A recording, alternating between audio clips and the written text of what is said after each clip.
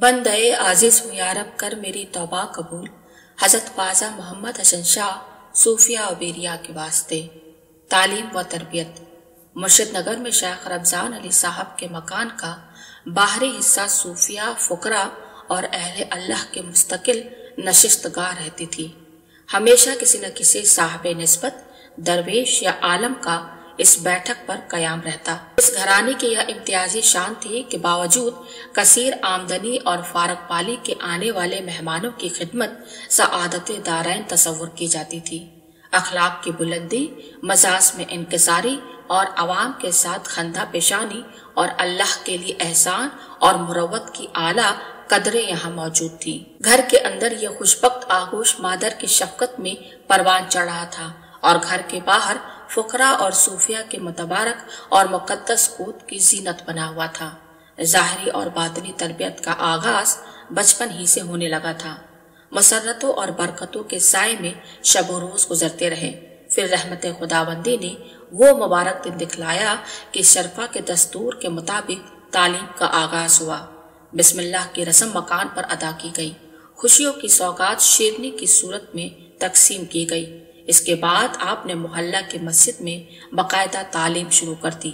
मौजूदा दौर की तरह उस जमाने में जब हजरत किबला बचपन की पगडंडियों पर चल रहे थे, दीनी और दुनियावी तालीम का गांव और देहात बल्कि अक्सर कस्बात तक में मुअक्कुल निज़ाम नस्क न था। शहर और मखसूस कस्बे ही इल्म व फन के मरकज थे।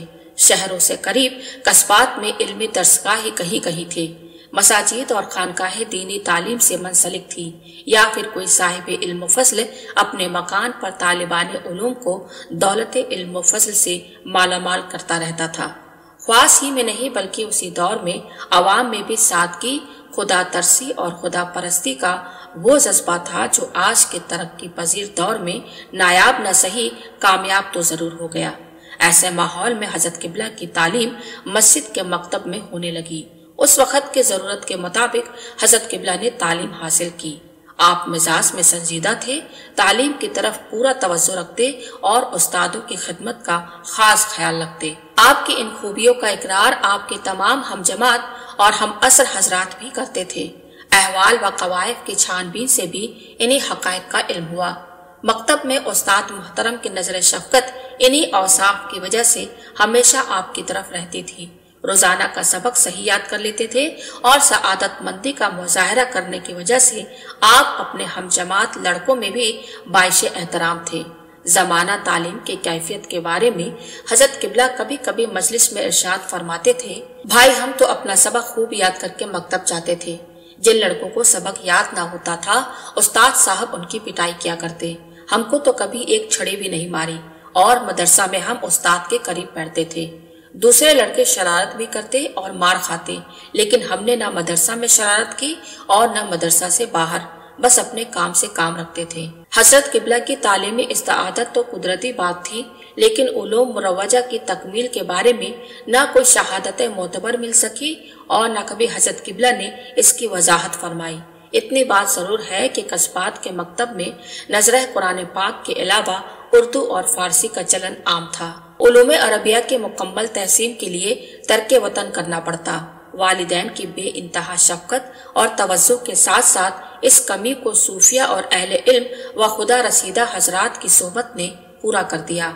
इसके अलावा आपको जो इल्म लदुनी अता होने वाला था, उसके सामने इस इल्म की तकमील की न कोई हैसियत थी और न जरूरत। इस हकीकत का एतराफ हजरत किबला ने मुतअद्दिद बार अपने मुतालिकीन के सामने फरमाया कि हम तो अनपढ़ आदमी हैं, जो कुछ मिला है सोहबत और खिदमत से मिला है।